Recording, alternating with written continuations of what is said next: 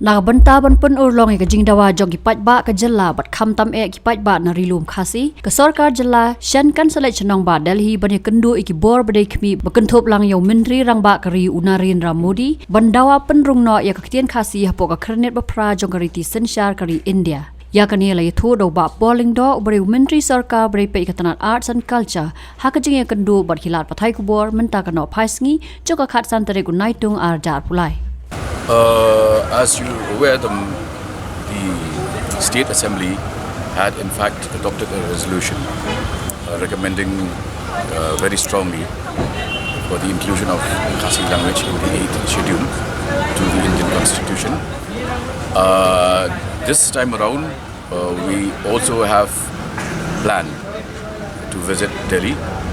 and meet all the concerned authorities, including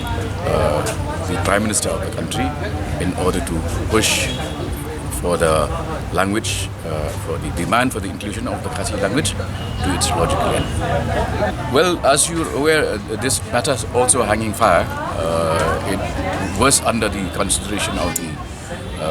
MHA and has also gone to the Parliament of the country. So this will also form part of the agenda when we visit Delhi, which will happen very shortly.